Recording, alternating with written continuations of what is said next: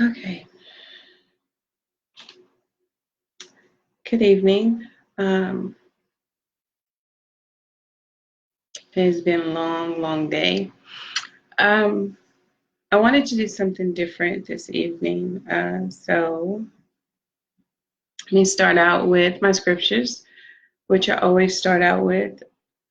Proverbs 22:2. Rich and poor have this in common. The Lord is the maker of them all. My second one is Romans 2:11. For God does not show favoritism. I picked these two scriptures because when I tell you that just thinking about the different families in El Dorado and just all over the world, not just El Dorado, and how they have imprisoned themselves by their own way of thinking and by their own fears, it really weighed on me. It has really, really taken a toll on me in my heart, my spirit. I cannot tell you how hard I've been praying. I cannot express that enough, how hard I have been praying, just wanting to see a change and wanting to see a shift in each and every home in El Dorado and across the world when it comes to setting yourself free. And I guess you can say, in my own way, you know, with me coming forth and sharing my story, this is the way I am setting myself free, because I too have, I too have been in this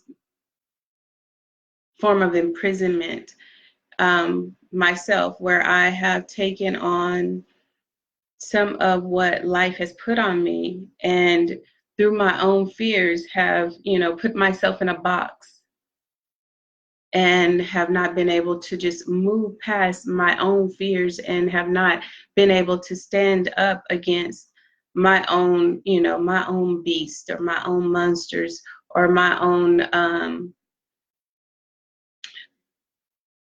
outer energies, if you want to say. I don't know how to put that, how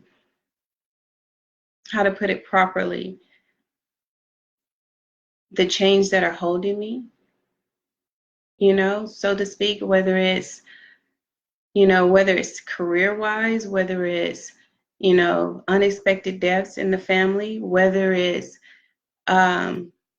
friends and family members, whether it's the justice system or the injustice system that we're dealing with, whether it's, whatever what spouses, whatever the case may be, whatever the chains are that are holding you in life, and what, the chains that are holding myself in life. I have thought about this so much today. Like I cannot even express how much it has burdened me, or it has emotionally moved me to think about, how everybody is in a place of where there is so much attention given to, the negativities in the community, as far as like, and when I mean the attention, I mean as far as being able to speak about it, being able to speak about it, to being able to pinpoint it, being able to say that it exists, knows that it exists, and still not be able to move it because of our own imprisonment, because we have told ourselves that we are not either the ones to do it, or we're not strong enough to do it, or we don't have the courage to do it, or we don't have the know-how to do it, or we don't have the wisdom to do it. These are all forms of chains that are on us. These are all forms of ways in which we imprison ourselves into this lifestyle, and not just with the justice, the legal system, but with any aspect in our lives. When we tell ourselves that we are not strong enough and we are not brave enough or wise enough to stand up against whatever that we feel is not, right, or whatever we feel is not healthy for us, then we do the opposite. We permission it to take control of our lives. We permission it to, keep us at a place where we feel imprisoned and where we feel helpless.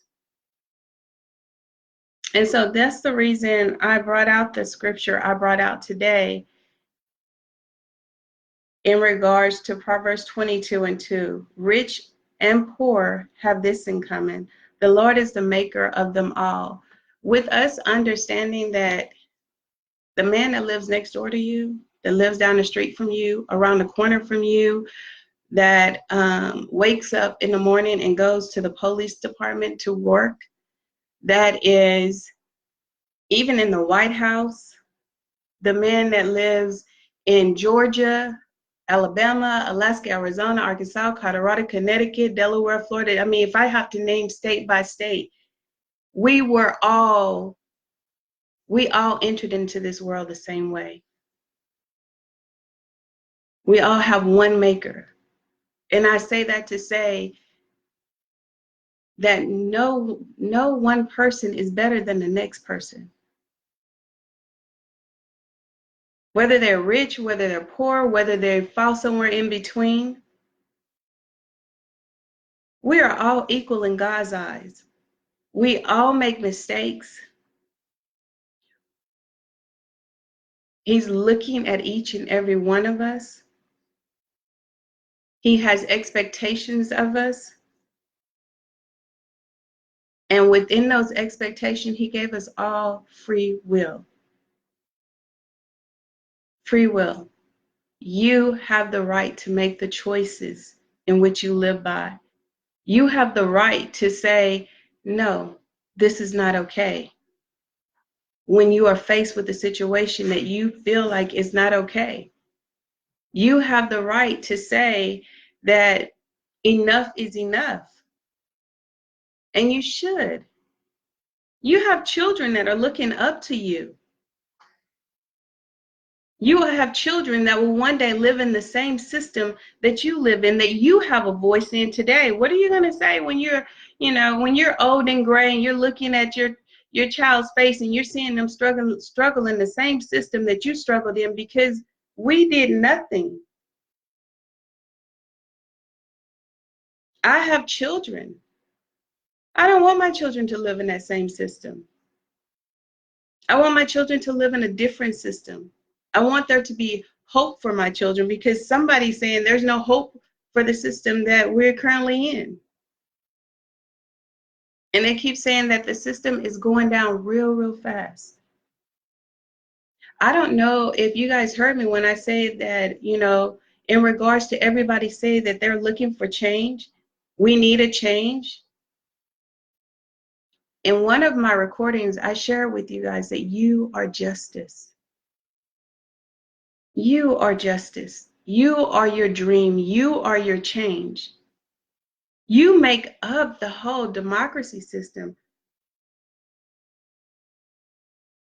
The people. The people make the laws.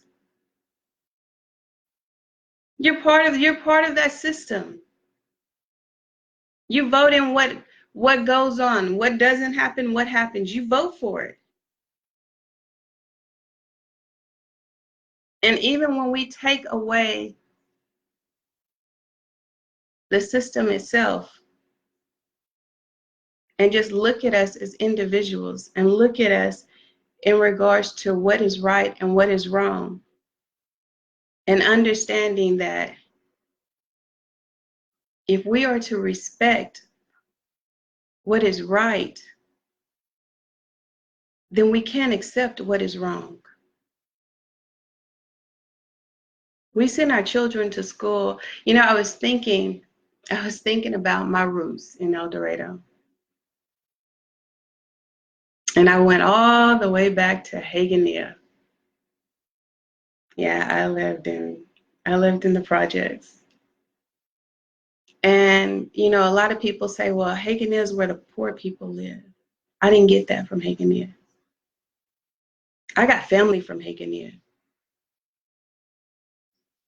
I got family that I travel back and forth to school with in groups. We walked to Yoakum Elementary. I'm going to step back again before I hit Yoakum and go back to Hagenear. Because I remember when, and we had the names like, oh my gosh, there was Tiny Snapper, there was Shamfrey Tukey, we had nicknames back then. But I remember when Shamfrey Ferguson got hit by a car, it affected the whole community. It didn't just affect her household, it affected the whole community. Not only was her mom and her daddy hurt, not only was her siblings hurt, we all hurt when Shamfrey got hit.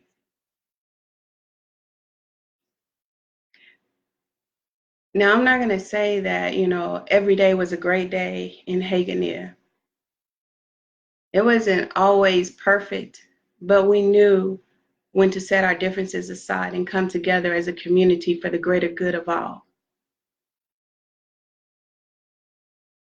That's the family I remember in Hagenear. Now, moving forward to Yoakum Elementary. I remember at Yoakum Elementary, oh my goodness, it seemed like I could not stay away from that freaking pink slip that said, #1, keep your hands, feet, and other objects to yourself. Come on, really? Keep your hands, feet, and other objects to yourself.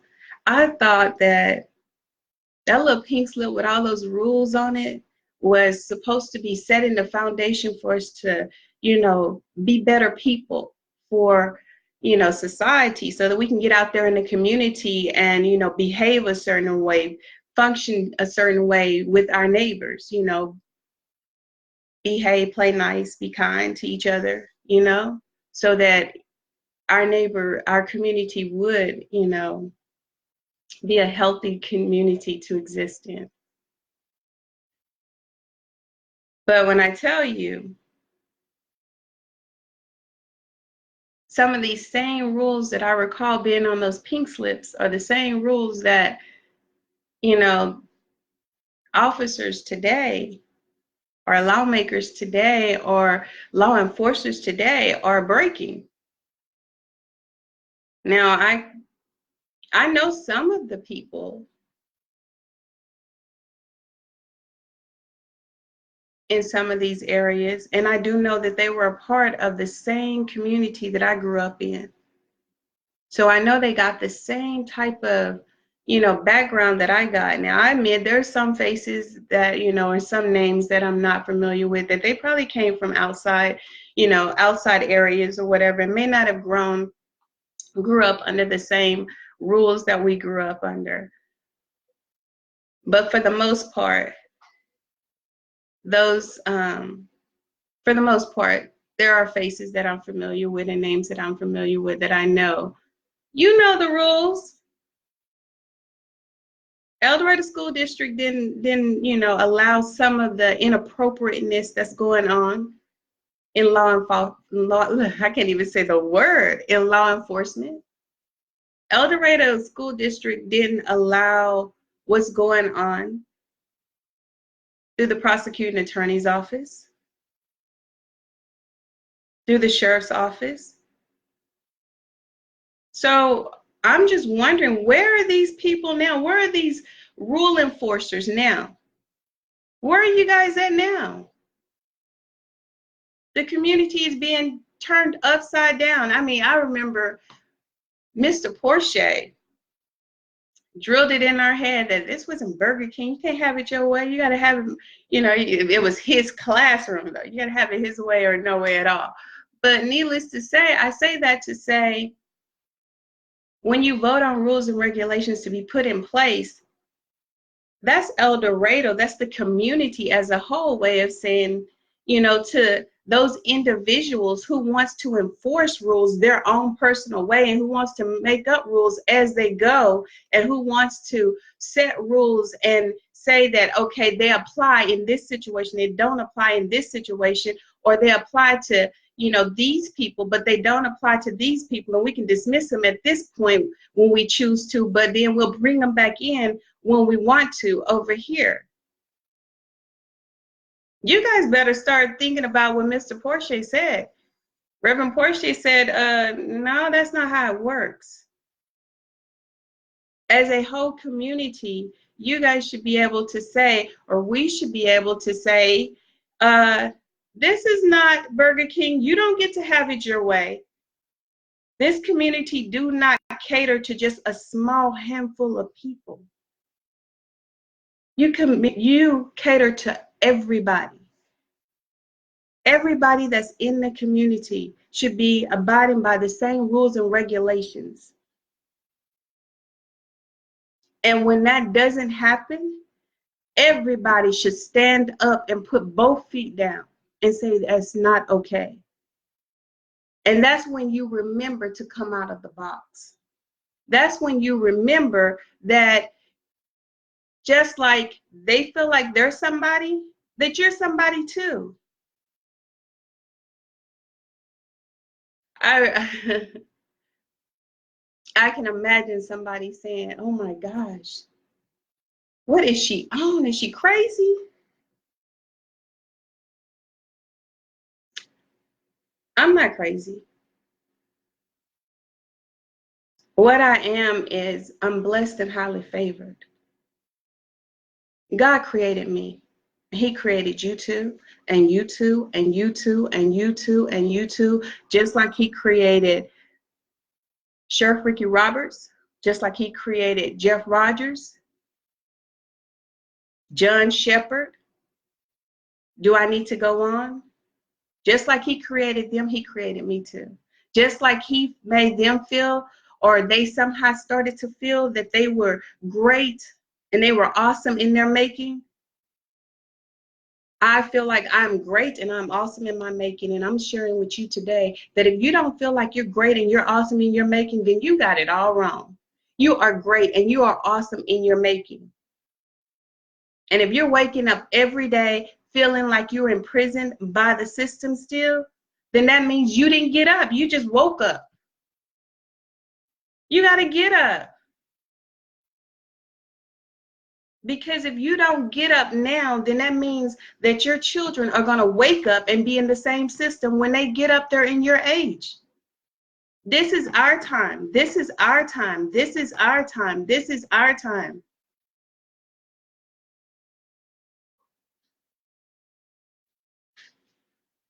I have no idea where the good guys are right now. And maybe they're just waiting to see how many people are going to just stay and continue to lay down and just let this happen. Or maybe they're waiting to see if, you know what, maybe somebody's going to get up. And they're waiting to see you pop up, show up.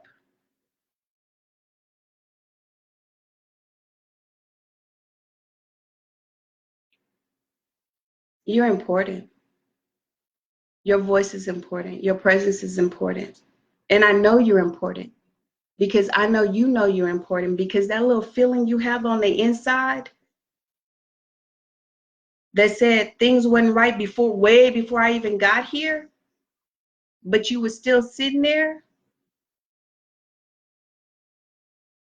it's still eating at you. Now it's eating at you even more.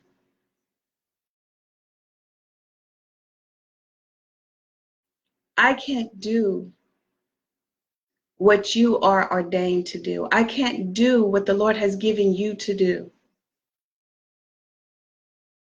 What he gave me to do, I'm doing. I'm doing. But what he gave you to do is still eating at you. And some of you, I know it's true because you reached out to me and you share with me, well, I had some to say that they're afraid to. I had some to worry about what everybody else think. What do you think everybody else? First of all, let's back up to afraid. You're afraid to do what's right, but you will sit in the middle of what's wrong and refuse to live because you don't want to stand up for what's right.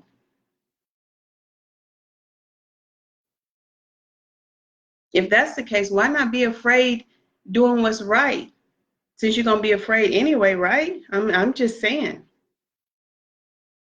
If you're gonna live in fear anyway, then why not live in fear knowing that you're taking a stance and that you're moving forward and doing what you know is right? And you don't even have to live in fear by doing that, because if you're praying and you've already put you in the Lord's hand, then you're gonna be okay. He gonna cover you. He got you. Then I've had some to say that they're worried about what everybody else thinks. Okay, if you guys are not at that place now where you realize that people are going to talk, whether you stand up for something right or sit down for something wrong, then I don't know what to tell you, because people have been talking all my life, all my wonderful life. People have been talking. There's just like, I'm sure now that there's a couple of people here that's sitting here right now listening, and they're listening for the sole purpose of having something to gossip about. And I'm okay with that. I'm okay with that, because you know what that means? That means that every time your little wonderful self open your wonderful lips to gossip, you have to repeat the very things that I have said, and that just makes you a testimony and a witness, and it also makes you a traveler of the word. So go ahead, sit here, gossip, and take in all you can take with your wonderful self. And I still love you. And just know that when the atmosphere shifts, you still get blessed because you're still within it. Why are you still worried about what everybody think in regards to you doing what you need to do to live in a better place? You're going to live in hell all your life because you won't stand up for what's right?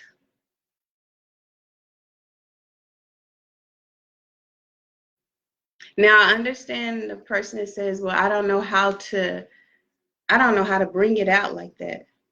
Well, this week we're going to talk about paperwork. We're going to talk about, I'm going to show you guys how to literally go to the system and pull up, public records, public cases, so I'm going to show you how to do that.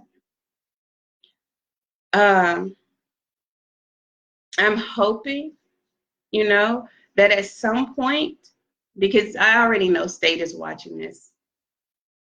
I know somebody called the state and said, whatever. I already know El Dorado Police Department is watching. I'm surprised they haven't just sent me a link and asked could they join. It's okay. The Sheriff Department, it's okay. I have really learned that you guys are now monitoring Facebook. Unfortunately, you didn't when my brother got killed. You chose not to, and that's fine. But like I said once before, that's the reason it's public. So if you want to come through the front door, all you have to do is come through the front door. You don't have to look through nobody else's page. You just come through the front door. But again, why are you guys afraid of what people are going to say? If it's the truth, it's the truth. If it's the Sheriff Department truth, it's the Sheriff Department truth. It's the Police Department truth, it's the Police Department. Prosecuting attorney, if it's their truth, it's their truth. Because like I shared with you once before, all of these entities, they apply for jobs that they chose to do, voluntarily chose to work at these places. They're getting taxpayers' money to provide a service that they're not even providing.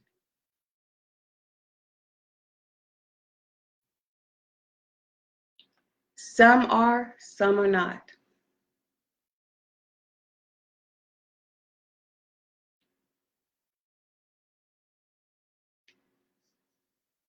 When these recordings came into place, these were not recordings that was intentionally set up to record their wrongs. So it wasn't like they were tricked to carry on the way they did. It wasn't like somebody fooled them and said, oh, okay, I need you to try and mislead her this way. I need you to try and, mislead her that way. I need you to try and say this is going to happen this way. This was professional misconduct voluntarily. And if you have witnessed some of the same behaviors in the audios in which you've been listening to, then you should be standing up. Then you should be saying something.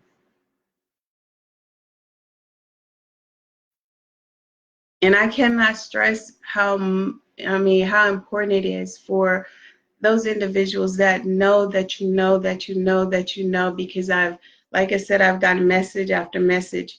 Know that you know that you know that when you go and check the system, and when your loved one and your friend shares with you that they're behind bars and there's no case, they have no case, that's not okay.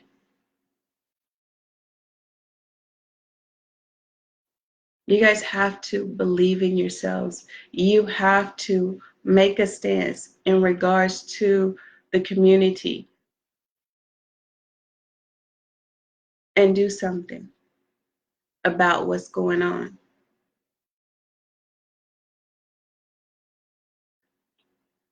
I said that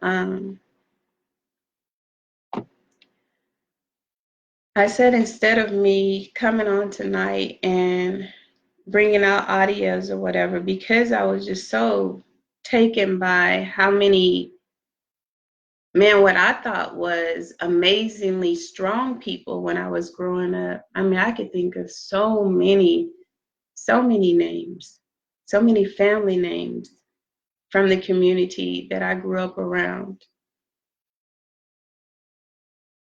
And to know, to think about how all of these different family names or these different family members in the community are, feeling like they have to live in a system that is unfair, unjust, that's biased, that's prejudiced, and feeling like there's nothing to be done about it. When I think about those people, that bothers me, because I wonder, like, how did you ever get to that point? How did you ever get to the point of where you felt like you were not valuable enough to be treated equal, that you were not precious enough to be treated with respect?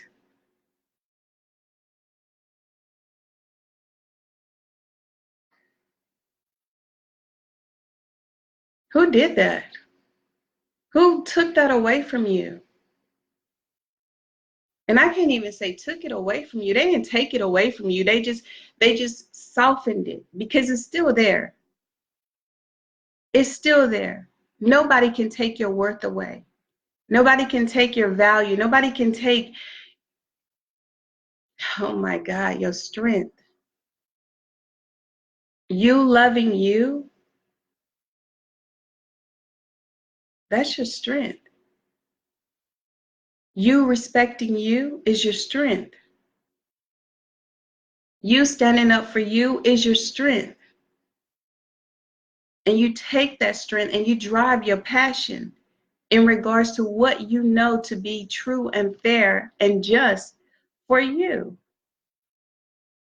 And when you get 2, 3, 4, 5, 6, and the numbers just keep increasing with people that have so much value and love for themselves that they say, this is not okay, this is not okay, you bring together a beautiful community. Because then you start to respect, not only is it not okay for you, but then it causes you to self-assess yourself in regards to the next person, the person that's, that you're having to deal with on a day-to-day basis, and you respect them because you realize that they're just as valuable as you are. But when you don't value you, they don't value you, and then you have a legal system that doesn't value anybody but itself and its agenda, then everybody's in prison because nobody's talking, nobody's respecting. Everybody just feel like it's just easier to just not deal with anybody. It's just easier to be in my own little world, my own little bubble, in my own little space.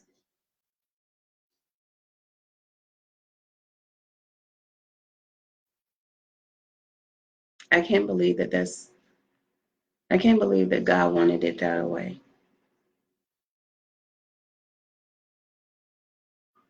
Because if he did, then he wouldn't have said, love thy neighbor as thyself. He wouldn't have never told us to love our neighbors if he wanted us in our own little bubble.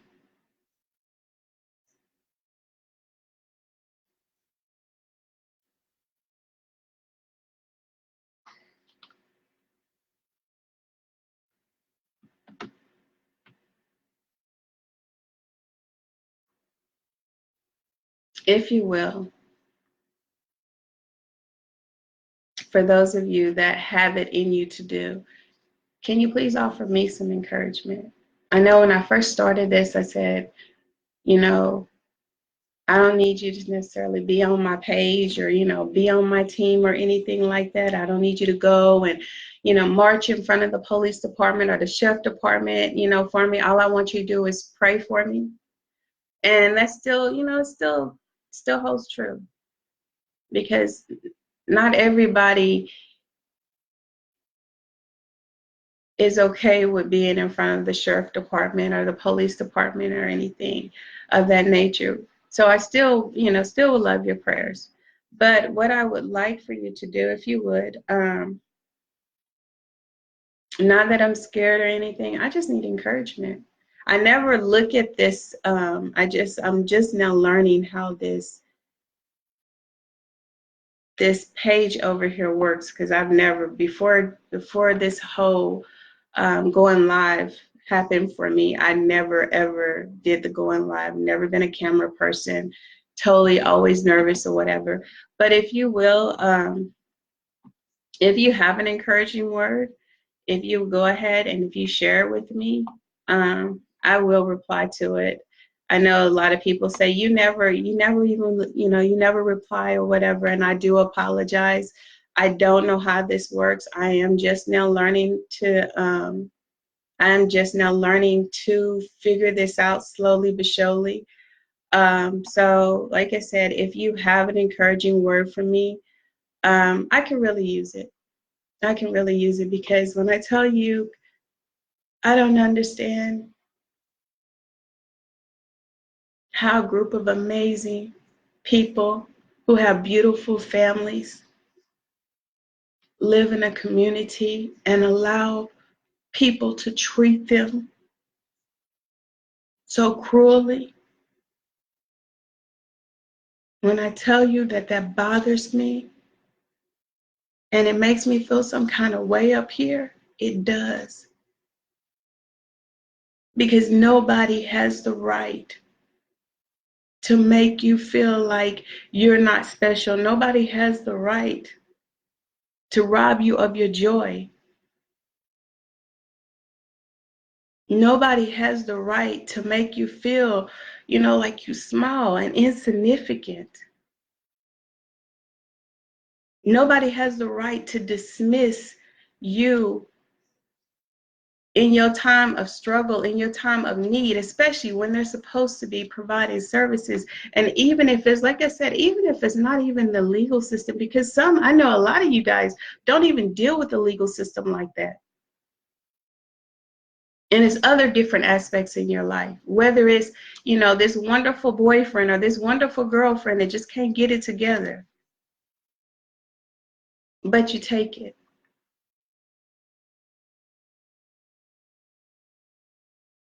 I guess the same way they say with the legal system, a little something is better than nothing. No, no.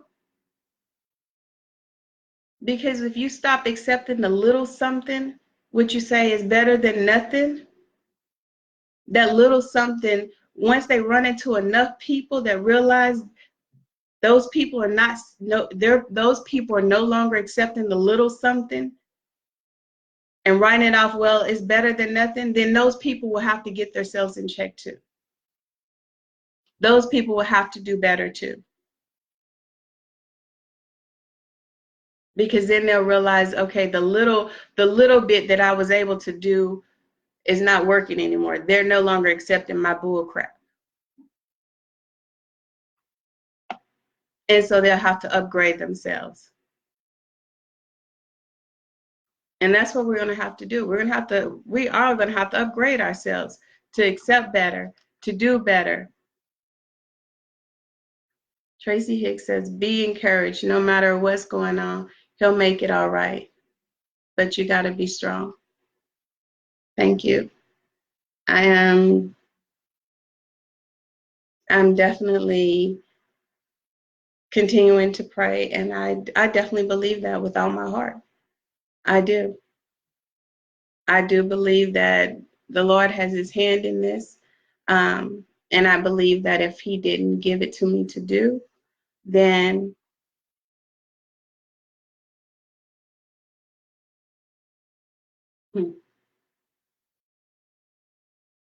I'm just going to say that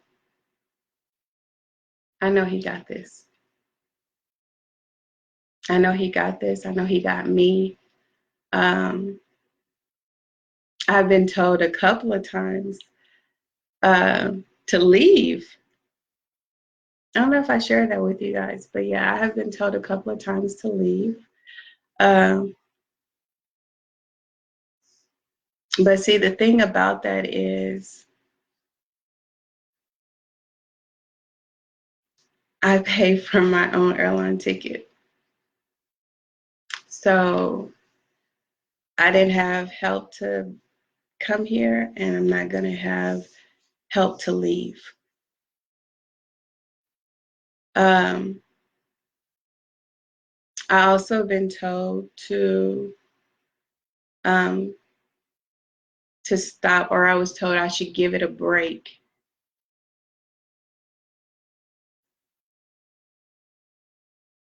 And see, that's the thing.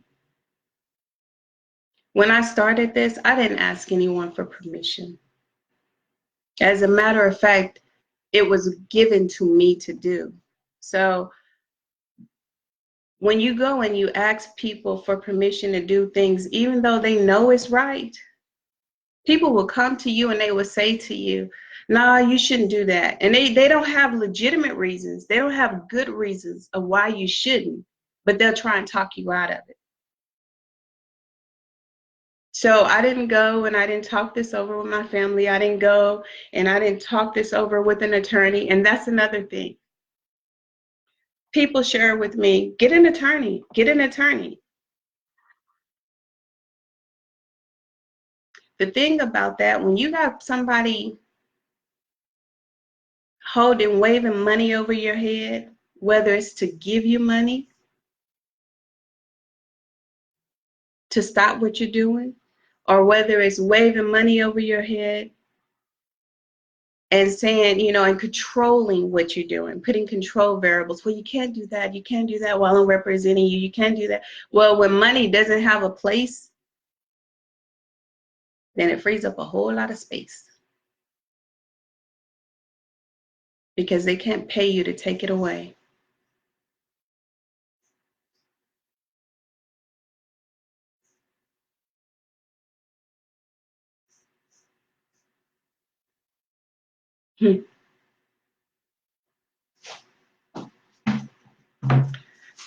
There is someone. They've been watching, watching, watching, watching, watching, and they have something to say.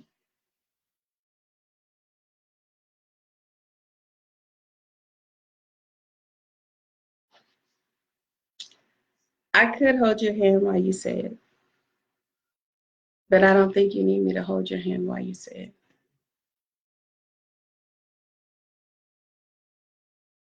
I could be that person to pass your mic and say, your turn.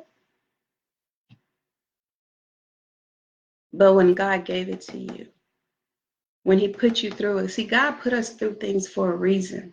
He has a blueprint of our lives, and He knows what we're going to go through before we even go through it.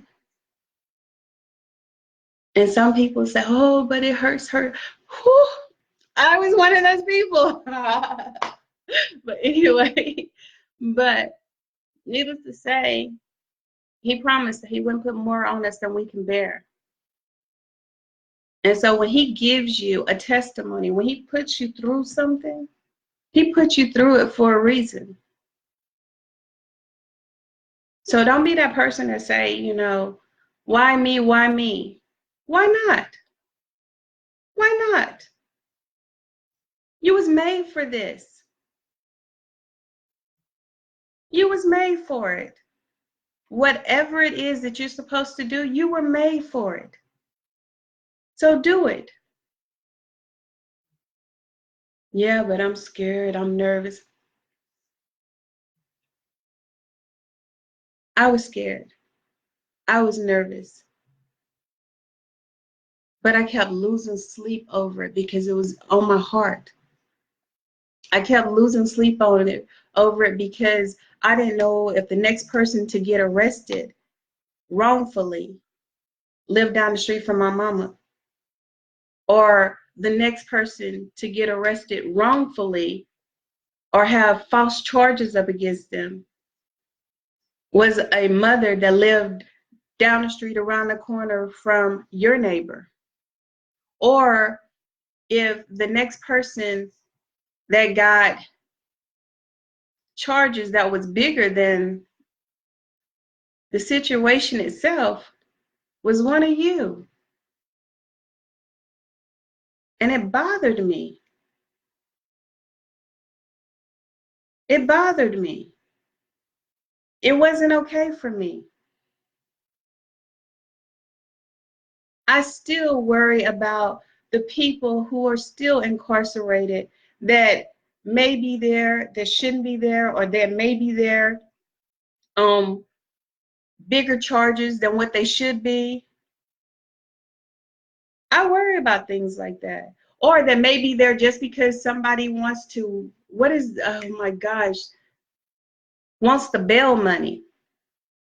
They arrested them thinking that they'll hit bail quota. Is there such a thing where you have bail quota,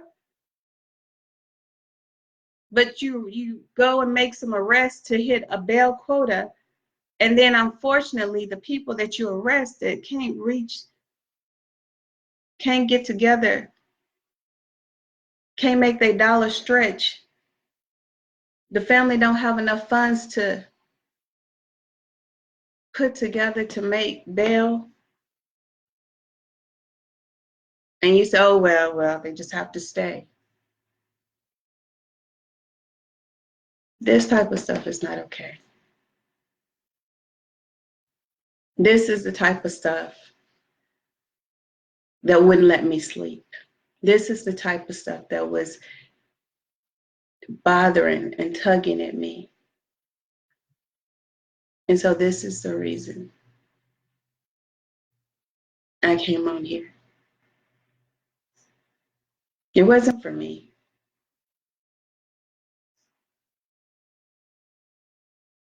It wasn't for me. It wasn't for my brother. Do I want justice for my brother? I would love to have justice for my brother, but if I had to be honest with you, my brother's in a better place. But for your neighbor, for the people that are in the home with you right now, for yourself, the ones that are still here, that still have to live in the same system that permissioned someone to take his life. Because that's what they did. They pretty much said, oh, it's okay. Let's set all the laws aside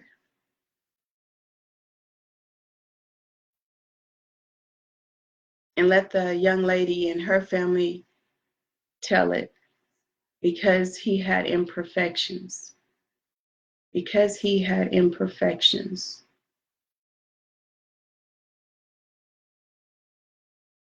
He had imperfections. I've never known him to beat anyone maliciously. Didn't have a domestic case against him, but he had imperfections, and you killed a man. But that's what you got on Facebook and said. I just want you to know that I'd rather have hundreds and hundreds of loved ones, family members, and friends with imperfections than to have to deal with someone I'm looking at the face of and knowing that you killed someone and thought it was okay.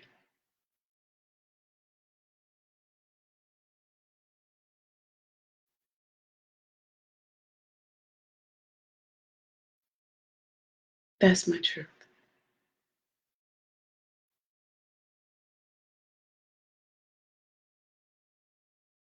I don't ever think it's okay to take one of God's children away.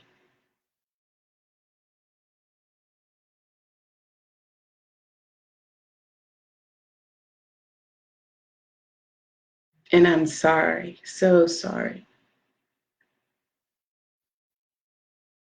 that the sheriff department thought so.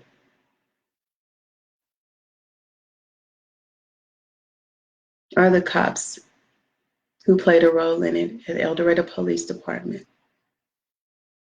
Or the prosecuting attorneys who played the role in it.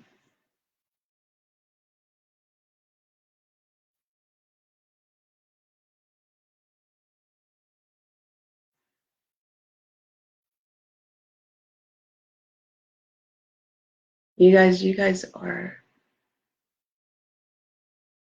amazing people. You're even amazing for the ones that have reached out to me and said they have to work beside her. And that bothers them. For the ones that say they cross her path on a day-to-day basis and it bothers them. That just lets me know that you guys are beautiful too in spirit. And you are amazing in spirit to be able to do it. To be able to do it and not say anything, but hold your head up and keep moving.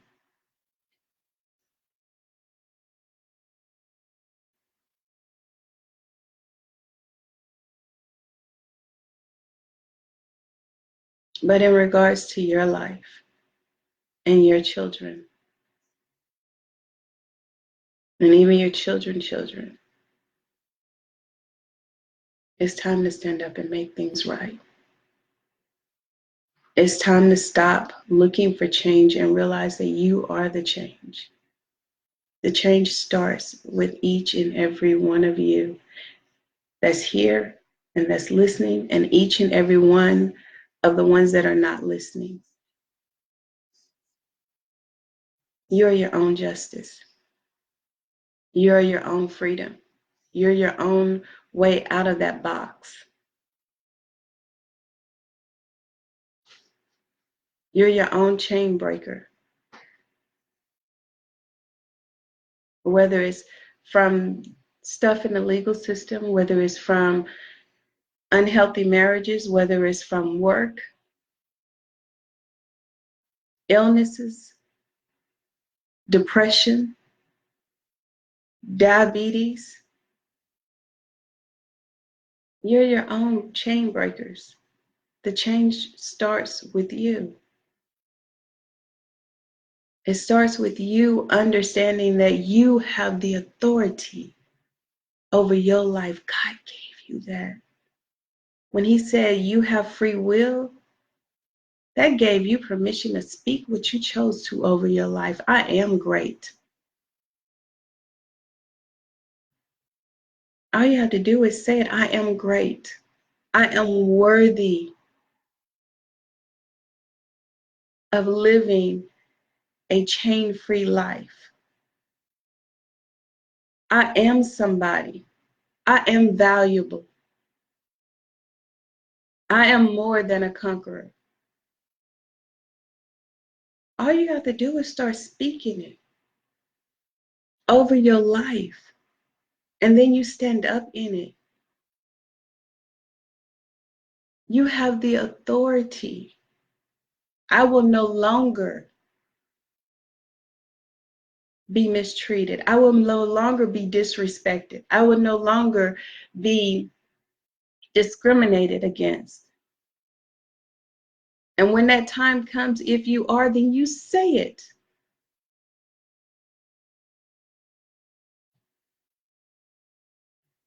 You say it.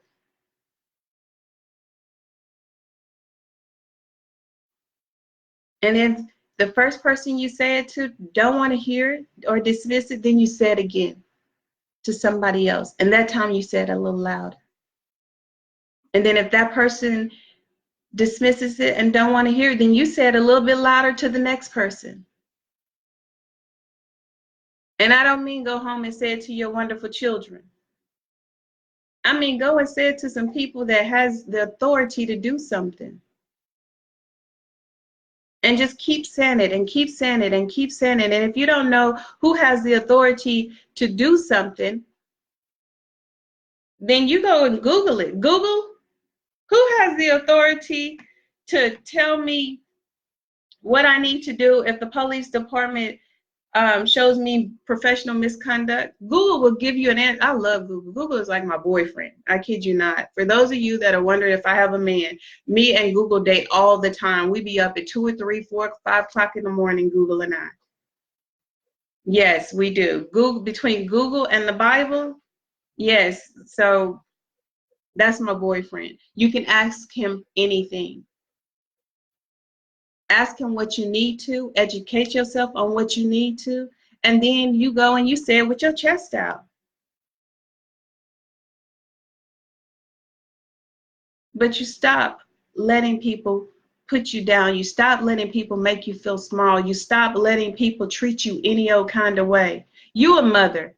You a father. You have children. You ain't got time for that. You got family too. How are you going to represent and lead if they keep dogging you, if they keep mistreating you? You can't. So that's the reason you say, I want the same respect that I give you. You put them in those places. You put them in those places out of respect, thinking that they want to be in those places because they signed up for those places and they said they wanted to be in the position. So now that you're in the position, then do the position correctly.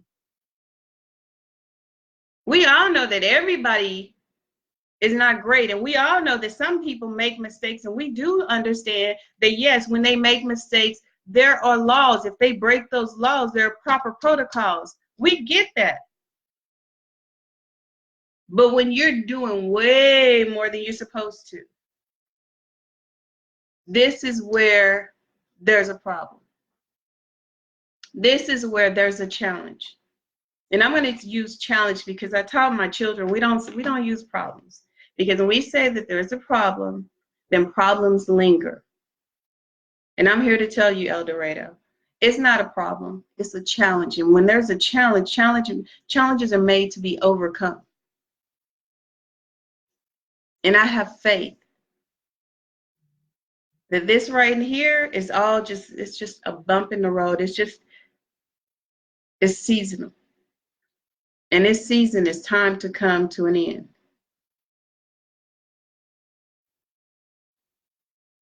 But you guys have to believe that, and you have to find faith in that, and you have to stand in that, and you have to walk in that.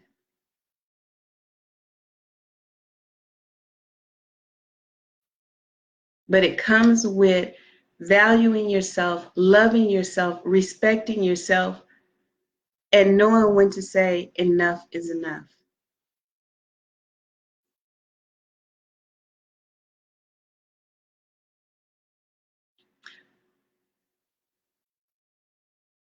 For the rest of the week, we are going to be dealing with looking at some of the paper trail that has taken place throughout this case.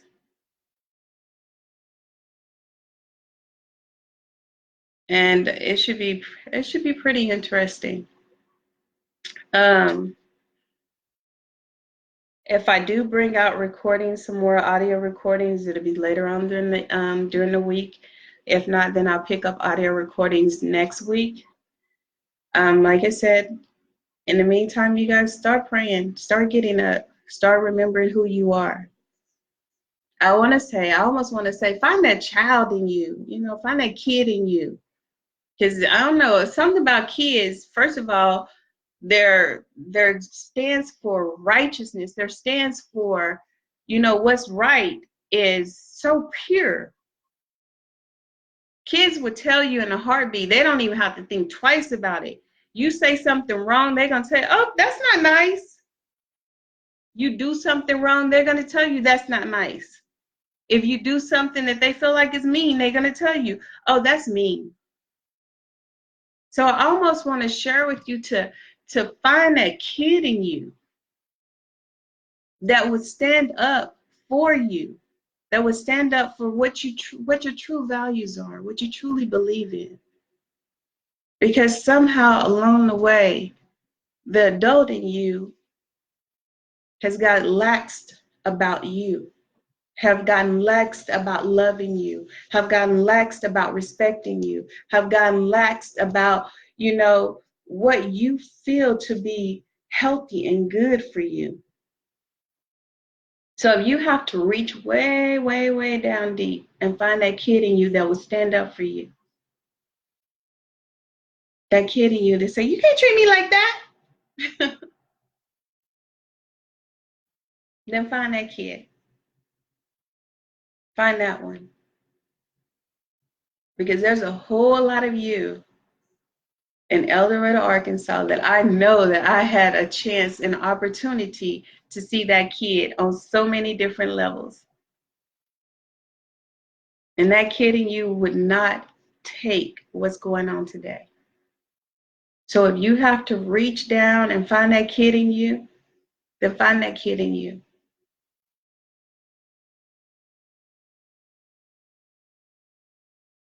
That says, not me, not today. No, that's not okay. And I'm not saying put your dukes up. No, I'm not saying that. But I am saying stand up. I am saying that.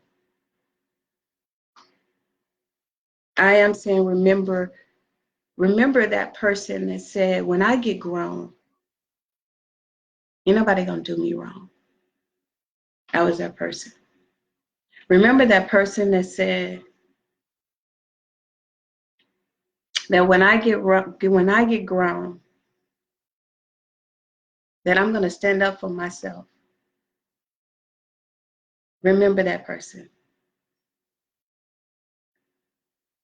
Remember that person that said, because they was always upset when their parents would say, do as I say do, don't do as I do as I tell you to do, don't do as I do, or something like that. And you felt like, okay, they get to do what they do and they get to say what they say, but then you was treated the way you was treated, so you didn't want to do that no more when you got grown. That person. Now that you can make your decisions.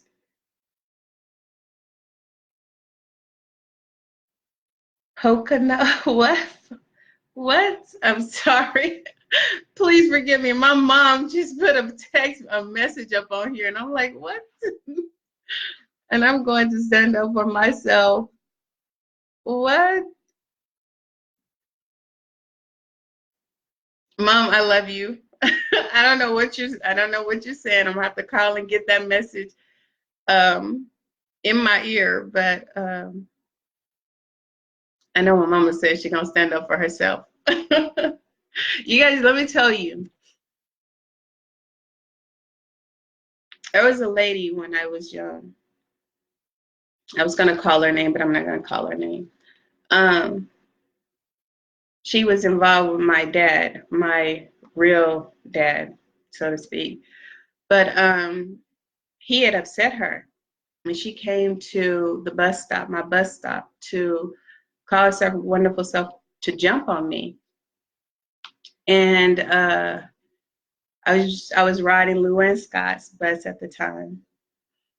And so she came over and she announced, she asked a question. She says, um, who is Christy Manning? Who is Christy Manning? And so one of the people that was there pointed me out. And so she shared with me that she was gonna whoop my butt because of her being upset with my dad. And so Miss Luann pulled up, she's driving the bus, pulled up to get us. And so I went ahead to try and get on the bus, and the lady commenced to follow me on the bus to come try and jump on me. So needless to say, Miss Luann, if you know Miss Luann Scott, that was not happening. So she said her piece, and the lady got off the bus, and she said, I'll be back, I'll be back. And so the next day when I got ready to go to school, I was terrified because I didn't even know this lady, never met this lady, never seen this lady, barely spent time with my real dad. So didn't know what his life was about. But I took a knife to school and I put it in my locker. And so when I almost want to say it was Latanya, one of my girlfriends named Latanya back then, but I'm not for sure. It could have been Tamiko, I don't know. But one of them opened up my locker and it fell out. Mabel White. I don't know how many of you guys know Mabel White. Mabel White found it. I mean, she's seen it when it came out. And so she took me to the office. And so when she took me to the office, to make a long story short, when she took me to the office, they ended up calling my mom or whatever. They told me they was going to expel me. I wrote my mom a letter because I wanted her to go to the school district, because they said if I don't go to the school district, then if I don't have my mom to show up, then I would no longer be able to go to school. And school was like everything to me. I wanted to go to school. And so I wrote my mom this letter, and my wonderful mom, when I gave her the letter, and don't be harping on my mom, y'all, but my mom said she called me a coward. When I tell you that did something to me, for somebody to call me a coward, I vowed that I would never, ever be called a coward. Her reason for calling me a coward, she said, because I wrote it on paper what I could have said to her face. And so that's the reason she called me a coward. Boy, she messed me up when she called me a coward. Because this is the reason you're looking at me today. This is the reason you're looking at me today. When they tell you that things in your past happen for a reason, when things in your past make you a better person, when things in your past, yes.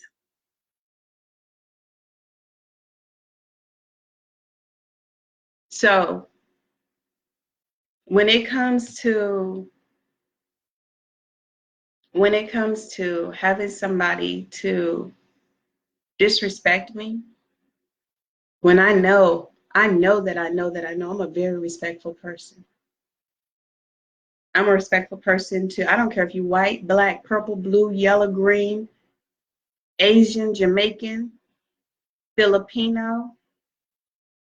I don't care what your race, what your color, what your background. I don't care who your parents are. I'm a very respectful person. And so when you disrespect me, I take it personally. That's not okay. God didn't leave me here. He didn't put me here to be disrespected. He didn't put me here for people to walk all over me, to treat me wrong, and all I do is be nice to people.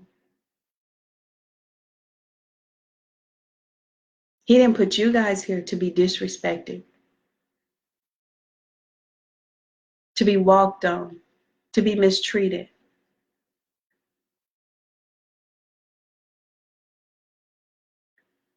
It's true, laws are put in place for a reason,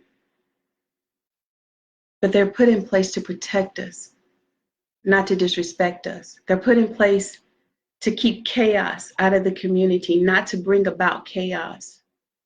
They're put in place to break or to prevent some of the very things that we are seeing and that we're witnessing. They was not put in place to hide inappropriate behaviors done by law enforcement, done by prosecuting attorneys, done by attorneys, done by some police officers. They were not put in place for that purpose. As a matter of fact, those are the very same service people that are supposed to be preventing these things from happening. How can you feel protected by organizations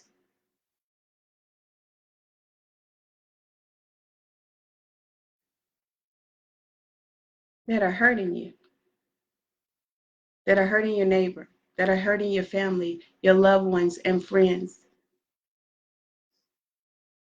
when you see it happening?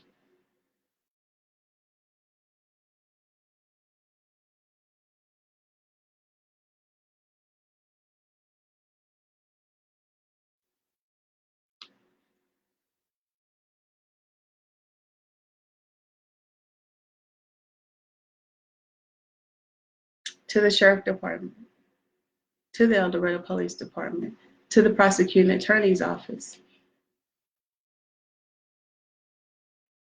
to the state.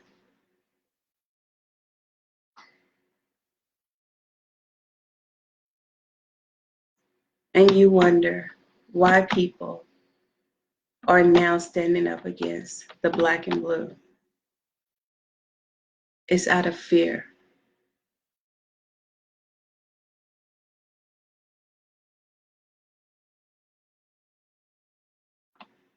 I know you guys are listening to the videos.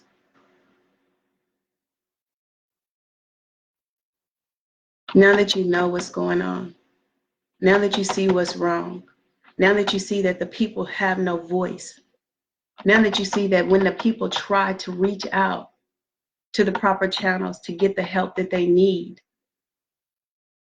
that they're being stopped before they even get there, or they've been tricked. Phone call after phone call, being misled.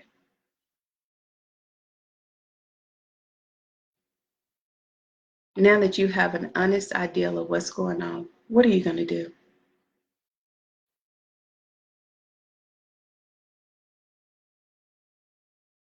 Now that you see that the people are not wrong, that it's you, your team, your squad, your organization, now that you realize that it has some major dysfunctions and everybody is not what you thought they were. You've heard the voices, you've heard the names, you heard them in their own voices. That was the whole point of me playing the audios. So it wouldn't be he say, she say, hearsay. You heard it for yourself, just like everybody else. Now, how do you give us our community back? How do you fix what's broken? How do you show us the real cops in the community, the real service providers, the real leaders?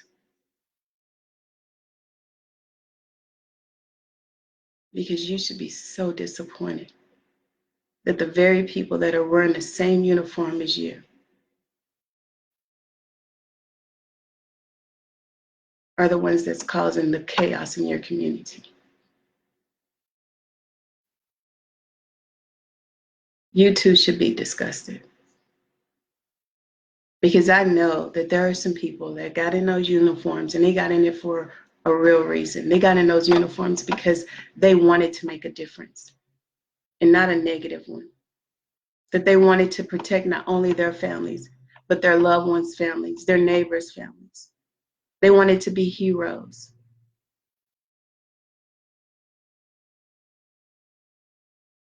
Not killers, not supporters of murders, not bullies, gangbangers in black and blue. So now what do you do? What do you do? Now that you know the truth, what do you do?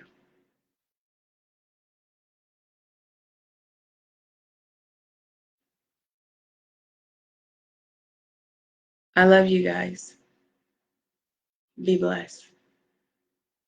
See you tomorrow.